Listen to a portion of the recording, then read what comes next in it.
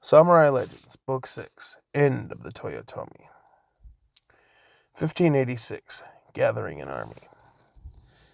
Hideyoshi traveled personally to Kishu to meet with his old friend Magoichi.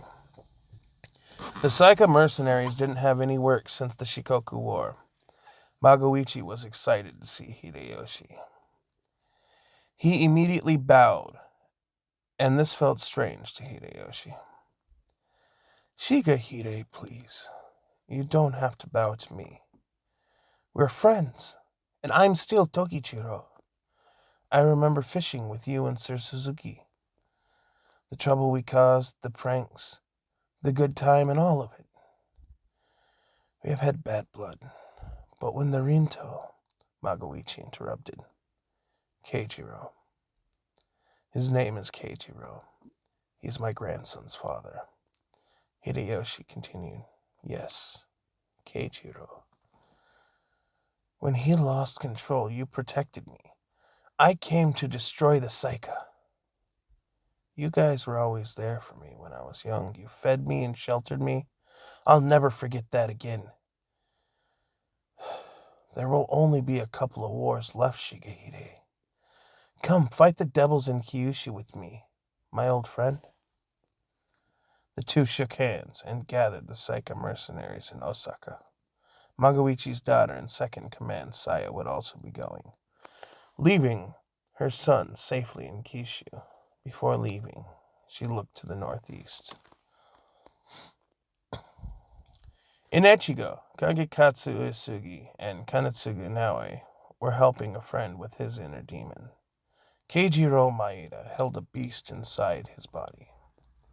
The most powerful Oni, the Rinto. A beast amplified by rage. In Keijiro's unbreakable body, he was a perfect host. However, the few times the beast rampaged, it resulted in destruction and carnage on a grand scale.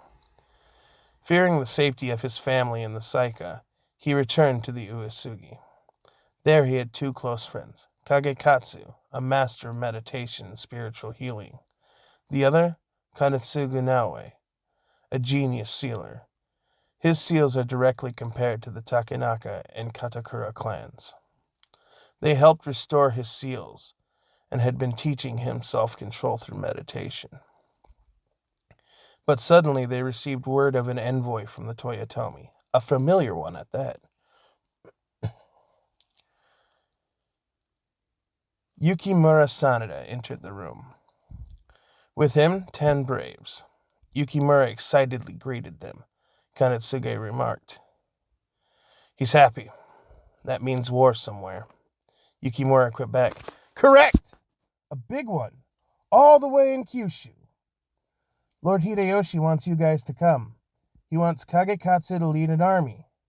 I was told to get you and the Maeda to come to Osaka. Then we are going to Zuku or Goku or something. Anyway, let's go. Oh, Keijiro.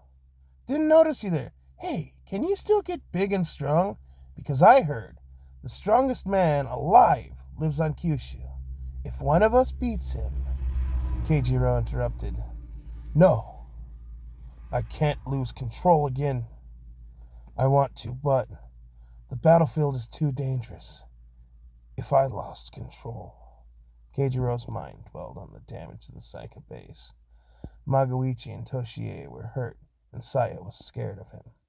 He imagined what the beast within could do to Saya or Toshimasa. "I have to stay and learn self-control.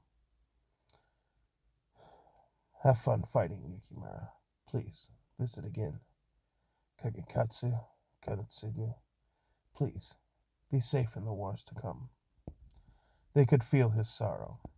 In a lifetime of pain, battle was his only hobby, the only thing he was good at. But to keep what he loved safe, he sacrificed the thrill of battle. Yukimura collected the Uesugi and Maeda and returned to Osaka. Waiting for them is Yoshitsugu Otani and Mitsunari Ishida. "Well done, Yukimura. Lord Hideyoshi and Sir Kanbei will be coming soon to organize the ranks and mobilize our massive army."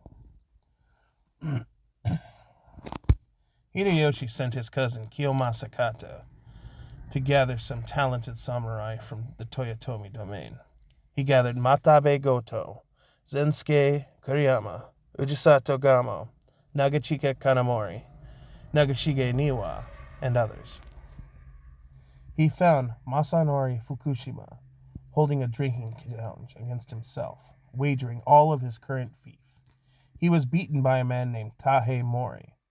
Tahei refused his land but requested a legendary spear. Masanori accepted, and both men joined the party and headed to Mikawa. In Mikawa, Ieyasu Tokugawa sat with Mototada Tori and Yasumasa Sakakibara. They discussed many diplomatic and domestic matters. Kiyomasa Kato and his crew arrived and informed Ieyasu of the goings-on in Kyushu. Yasumasa and Mototada took it as an insult. Part of Ieyasu's alliance with Hideyoshi was Ieyasu would not be forced to deploy armies for Hideyoshi. Swords were almost drawn as Masanori barked at Yasumasa. Ieyasu then rose. "Silence!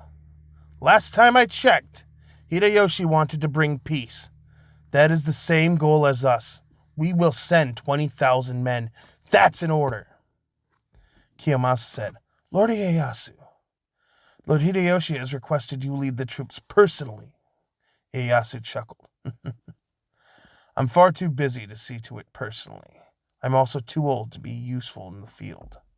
But I'll send the one man who can't disappoint Hideyoshi."